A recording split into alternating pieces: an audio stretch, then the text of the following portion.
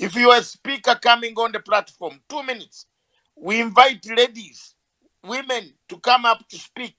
We invite opposition leaders who are on the platform here to come up and speak. Come with your facts. Don't fear. Nobody is going to shout at you. We only correct people like some who think Rwanda is heaven. And then they also don't know they make mistakes. They have just been, a documentary will be made how this man was released from prison. And Ali Jazeera will make it. So we don't know how Sam will tell his world. So Jimmy, the Chaka, I know your hand has been up for long, but let's allow this lady friend of mine from Zimbabwe. What is her name? Chimama. Chimama has been a very vocal supporter. Then Chaka, you follow. Then now that team goes off. You have 2 minutes. 2 minutes. Anybody speaking now, if you are speaking very well, I'll keep quiet. But if you are not making good points, I'll come in. Chimama, take the microphone. Good evening. Thank you, Doc. Thank you, co-host. Thank you for the music, radio. You know, our late President Robert Mugabe once said, Blair, keep your England, and I'll keep my Zimbabwe. Zimbabwe will never be a colony again. Now, Zimbabwe has been blessed with minerals.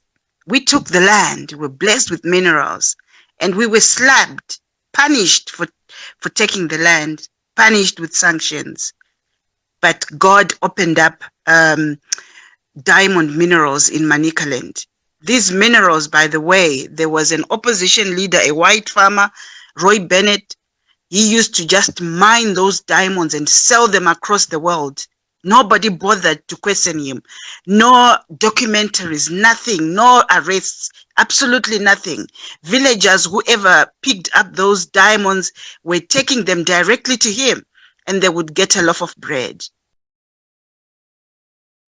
Now Mugabe ought to welcome to go and pick up diamonds, because these diamonds, as they were working in their fields, they were actually picking up the diamonds. That's how close they were to the surface. And the people in Chiadzwa benefited from that. I'm talking of ordinary Zimbabweans who improved their homes. They bought livestock, they bought solar panels, they bought cars, their lives improved. Africans from South Africa traveled to Manicaland to buy these diamonds. People from all across Africa came to buy these islands, from Belgium, from Europe. So Mugabe empowered the ordinary Zimbabwean. Now we're talking of gold, where every Zimbabwean who have got a mining license is benefiting. We don't have amazamazamas. So you want to mine, you want to go down, you want to look for gold, you get a license and you mine it, and it's yours. When you have it, you have a right to sell it. So no one is stealing gold. No one is doing anything abnormal. But here is a country that is sanctioned. How does a country that is under sanctions behave? You cannot sell your gold on a free market. It has to be on a black market. This is what is happening to our country. And our president is trying to be so different from the late President Robert Mugabe. He has a soft as wool approach.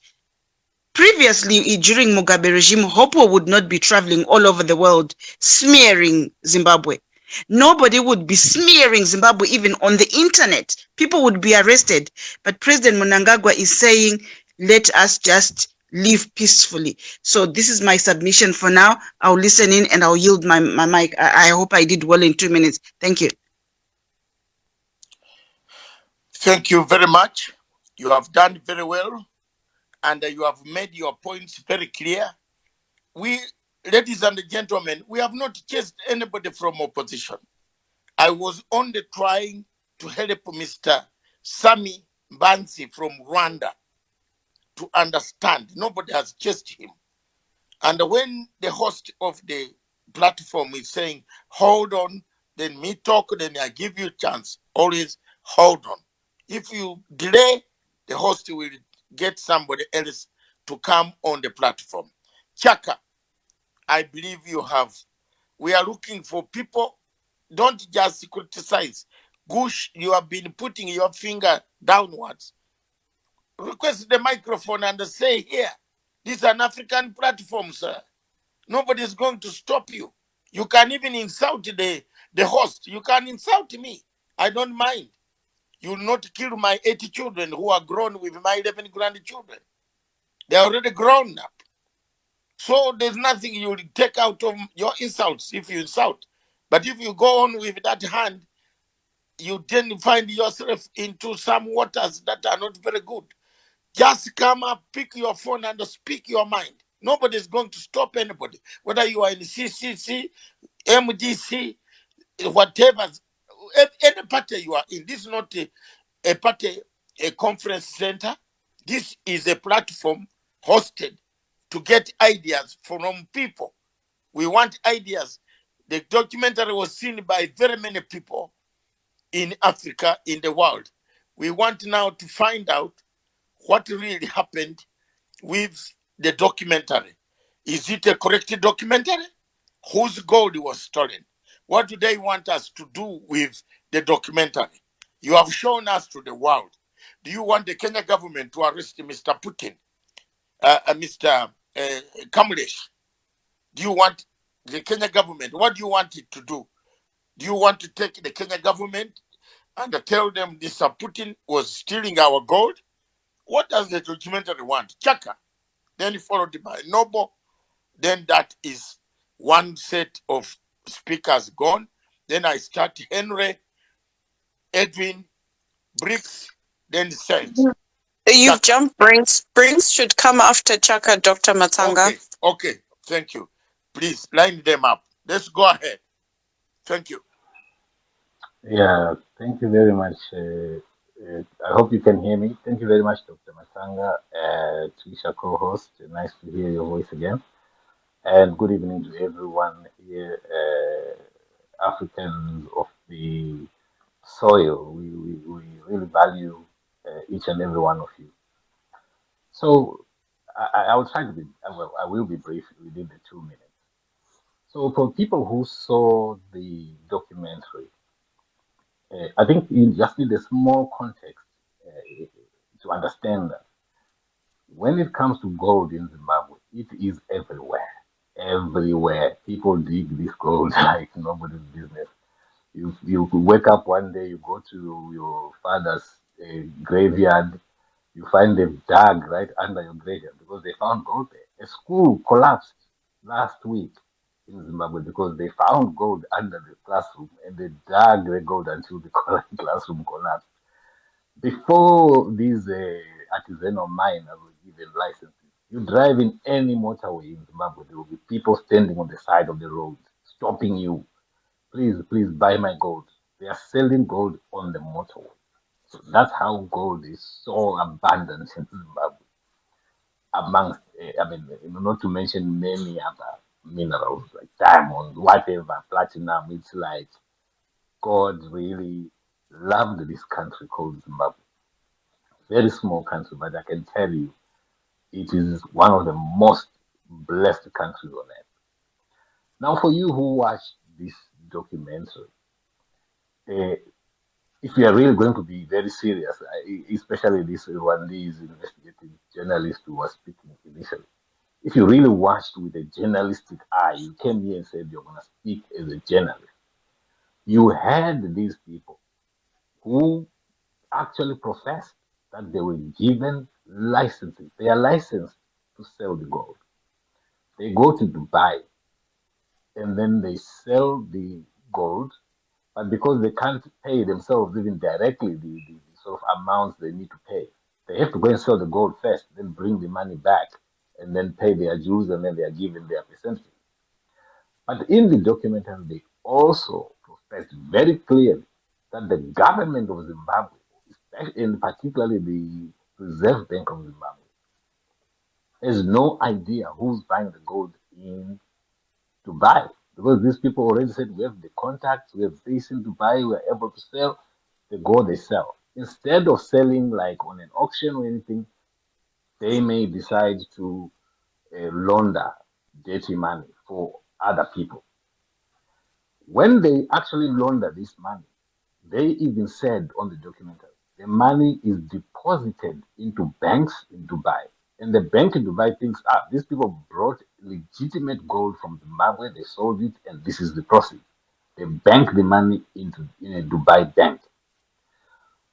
Once the money is banked in Dubai, it has already been cleaned in Dubai.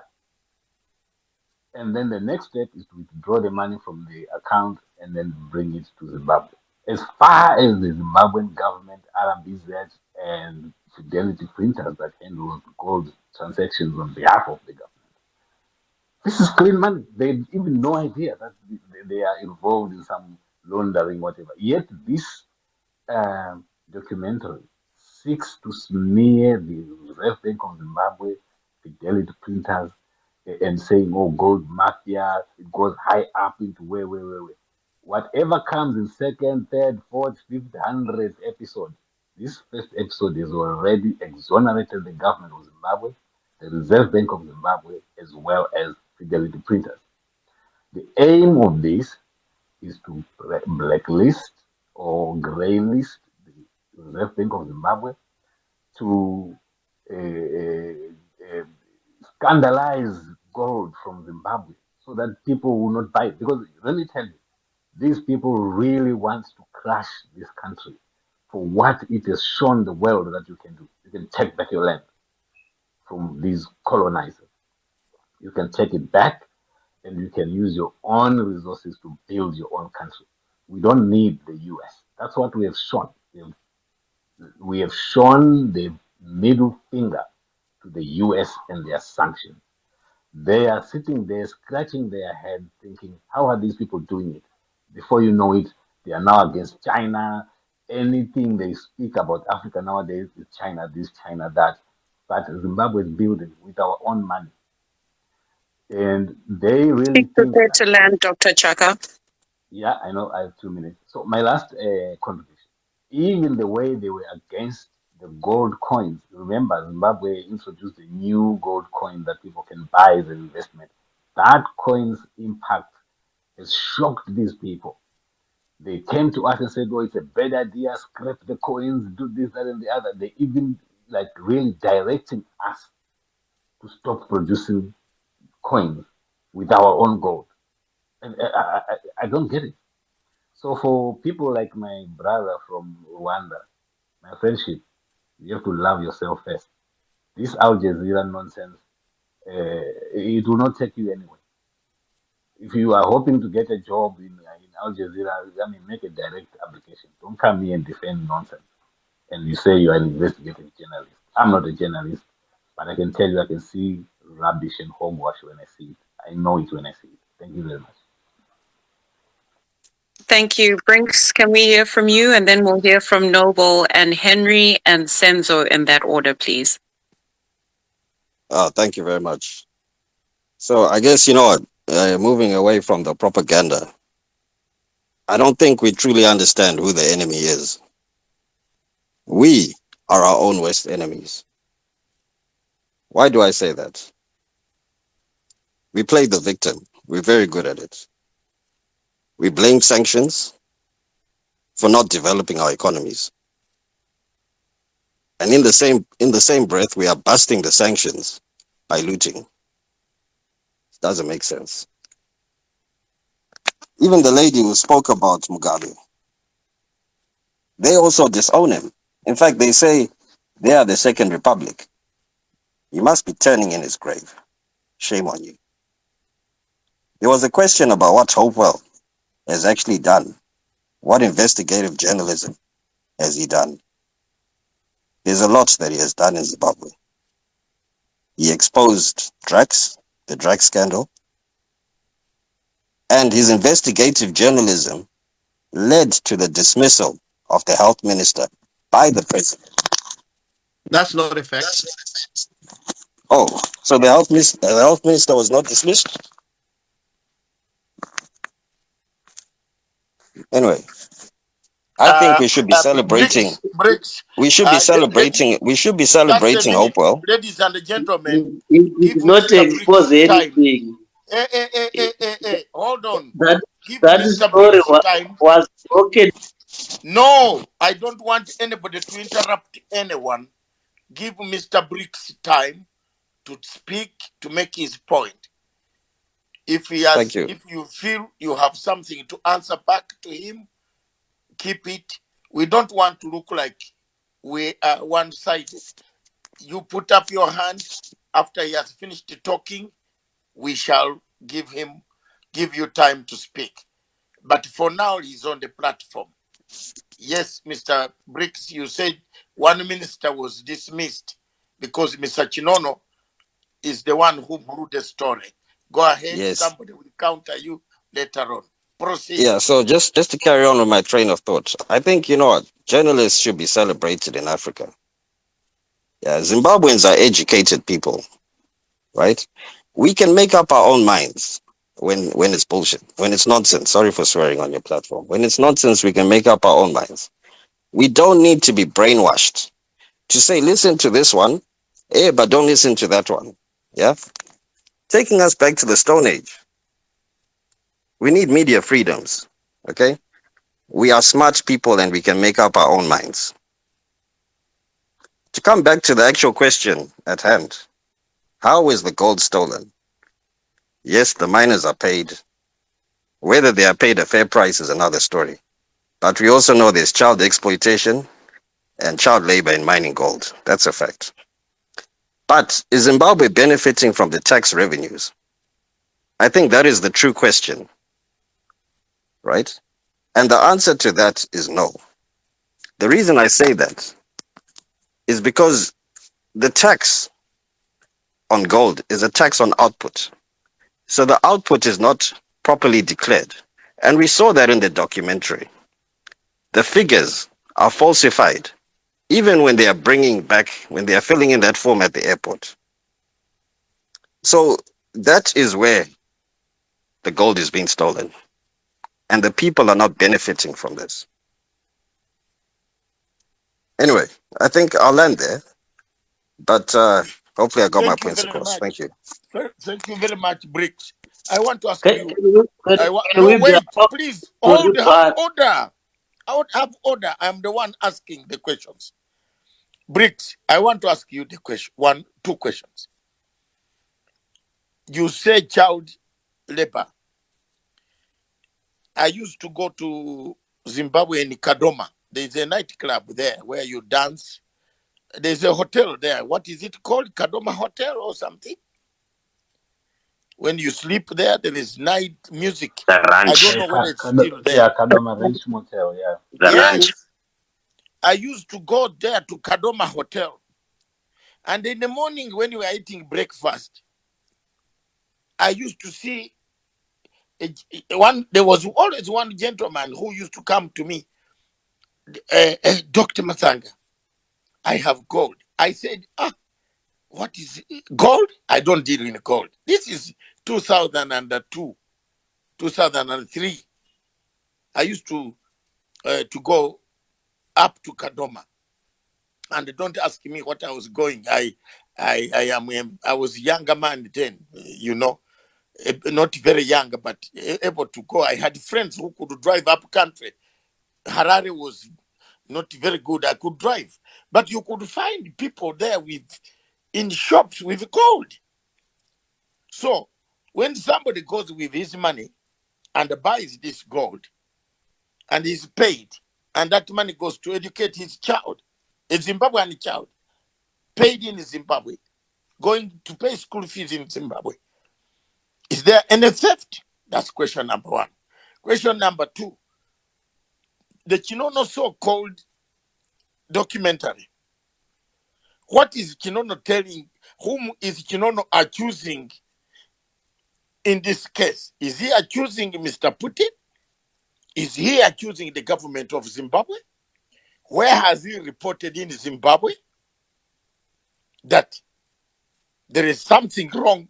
The customs don't declare the right to gold. Has he made a report in Zimbabwe? Because some people think that I'm not a lawyer. I'm a lawyer. I have got 1 degree in law. I can prosecute any case, including defeating ICC. This is the only man in sub-Saharan Africa who has defeated the International Criminal Court in cases. So I am asking these serious questions. Has Mr. Kinono reported to the government of Zimbabwe about this stealing of gold? Because the documentary doesn't help us if it is just public relations. The documentary has not helped anybody. If you say gold has been stolen, have you reported the matter to? You are obliged as a Zimbabwean citizen to report to the police station that tax was not declared. So arrest Mr. Patini for not having declared the tax. Arrest the English guy who was there.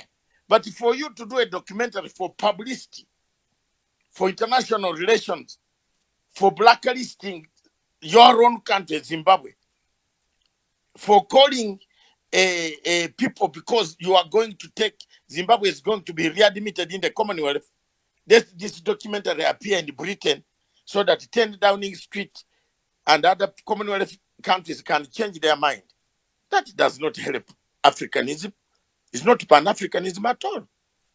So those are some of my concerns that I wanted to raise, Mr. Briggs. And I thank you for contributing because people are saying we are not accepting opinions. I have accepted your opinion. That is your opinion. So anybody who wants to question him can reserve his. Let's move on. We have Ed, who was speaking next, Tricia, back to you. If Noble is not available, we're going to move over to Henry. Henry, please go ahead with your submission. Yes, ladies and gentlemen, thank you for giving me this mic time.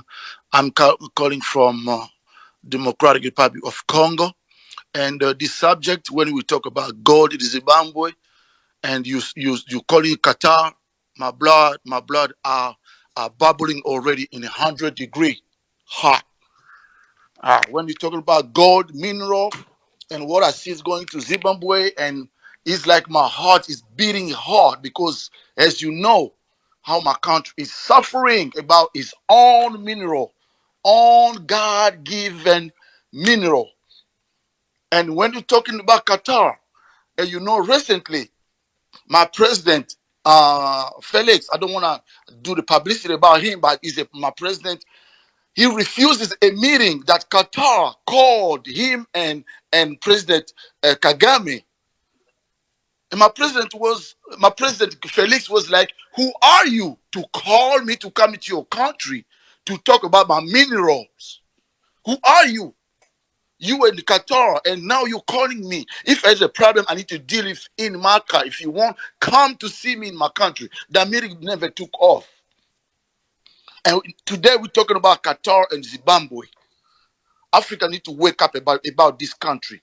Qatar is playing a politics in Africa, being a puppet, being an advocate or a lawyer, because Africa are allowing themselves to be followers. Why are we allowing people to come in our land, talk about our own God-given mineral? We're not rich, we don't have money, but God thought to say, Africa, you don't have technology, but I'm going to give you something that the world will come look for you. And now we're letting ourselves play. I'm just trying to learn to say, Africa need to bound themselves as a group and to say, no. We need to sit down and see how we're going to eat our own gold. If I don't have a bread, put me my gold on my plate. I'm going to eat it with my fellow African. Stay with your money. We need to stick together, say no. My question is, before I land, where is Putin today? The news is telling us Putin, the president of Russia, he has to go to South Africa. And Putin, he's on the radar, like to be called like a separate ICC, try to arrest him. But South Africa say, we don't care. If tomorrow you're gonna punish us, we're gonna accept Putin to come into our land. That's how Africa need to be. We need to say no. We do what we want with our country. Putin, you come and we're gonna talk and go. If we start crying to ourselves here, That's how Gaddafi was murdered. We opened our borders. They came and land and kill our own child, our own brother, and we just there. No riposte at all. And today we crying about Zimbabwe is about the myth. We need to say no. We need to stand with the Zimbabwe. We need to stand with RDC. Kagame and Rwanda, they continue to play the same game with Qatar. With Qatar. I'm landing because my heart is beating now. We have to see our own fellow Rwandans and Qatar colluded against the mineral from Africa. Thank you for giving me the word. I'm calling Africa to stand against Qatar. Stand with Zimbabwe. We got a right. And before I land, we are about 100 people follower. Please, before we finish, we need to share this platform. We need to share. That's how we're going to do revolution in Africa. Learn to share the platform. I already shared this. Before we land, we need to see. I'm going to check. We need to see 100 retweet. Share it. That's how your follower, they will learn about it. That they will learn. We will learn. We need to learn from. We have a people who are very, very smart. The doctor here, I'll follow him. Is a revolutionary God. We need to share this space. Before we land, I'm looking. We need to be about 100 share. Thank you very much.